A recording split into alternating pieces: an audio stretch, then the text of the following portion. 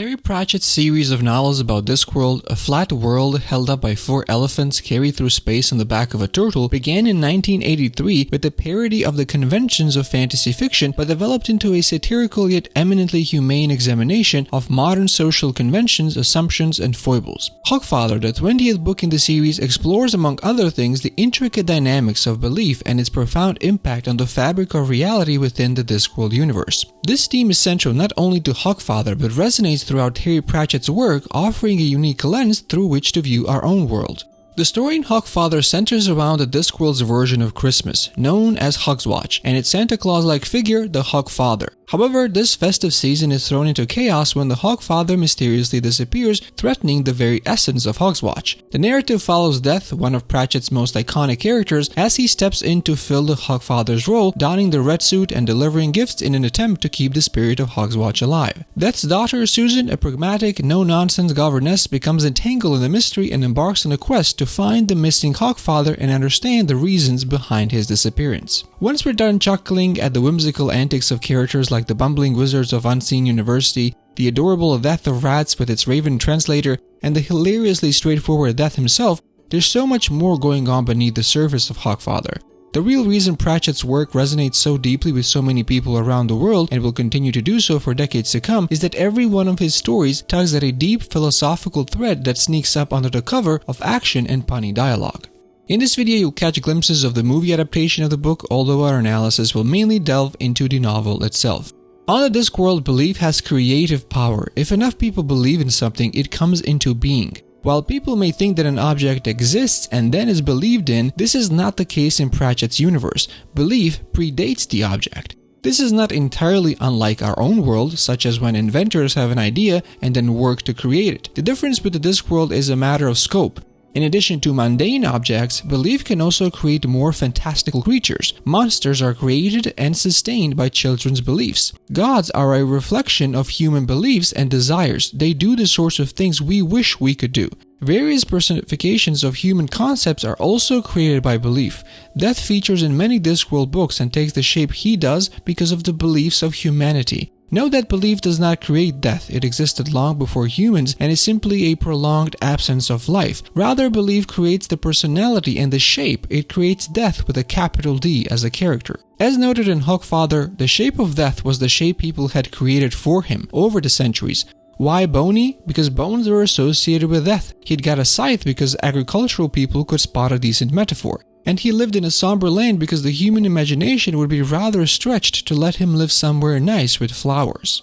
Being created by human imagination is not the same as being human, of course. Nevertheless, by being amongst humans, Death picks up aspects of humanity. He's a kind of imitator of humanity. His house thus contains a bedroom, despite the fact that he does not sleep. Why? Because human houses contain bedrooms. Similarly, he has silver-backed hairbrushes by his bed, despite the fact that he has a skull for a head, and thus no use for such brushes. Why? Again, because this is what humans keep in their bedrooms. One might wonder why Death tries to mimic humans. The answer to this rests with a recurring theme throughout Pratchett's work. One's shape influences one's being. When belief creates a being, it creates the broad outlines. So humans imagine Death as a bony figure with a scythe, but the details get filled in over time. Being imagined as humanoid results in picking up certain aspects of humanity. Perhaps this is why Death is fascinated by humans. They created him and influence his very being. It's interesting to think about why Death gets involved in certain conflicts. He doesn't seem directly impacted by most of the plots going on. Sure, without life, Death wouldn't have much of a job, but then why don't war or famine do the same? They also lose their purpose in a lifeless world. So what makes Death different from them?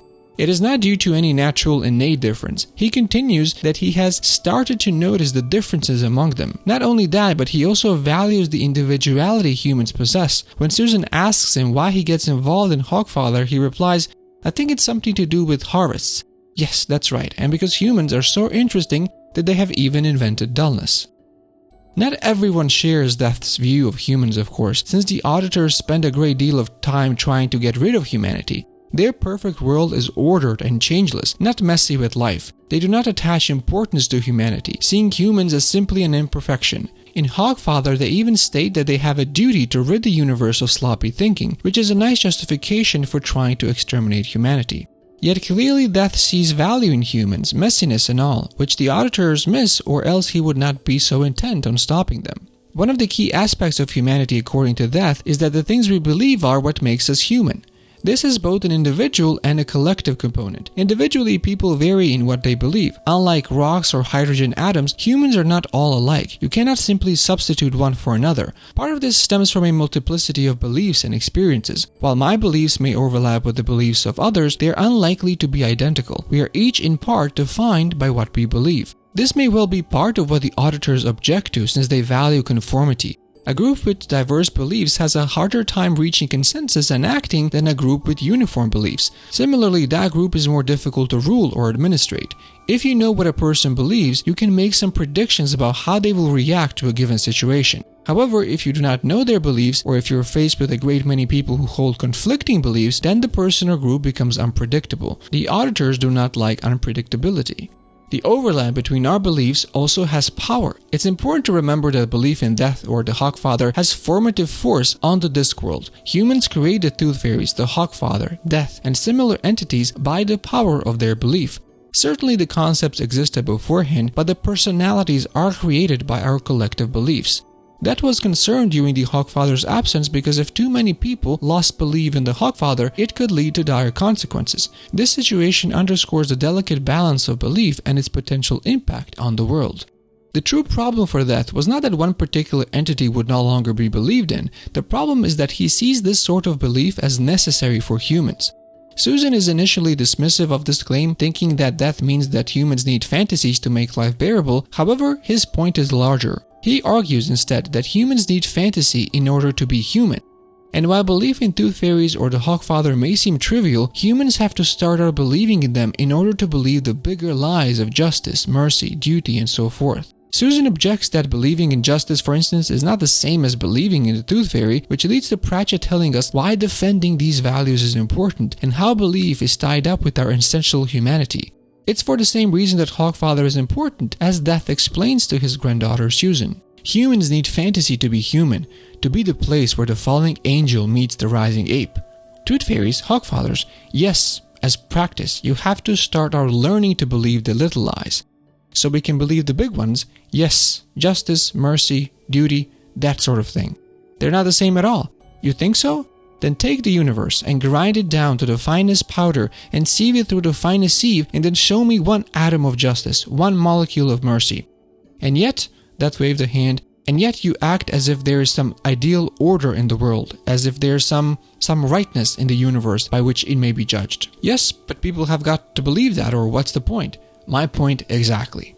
Death's point then is that humans must believe in these abstract concepts in order to find meaning in their lives.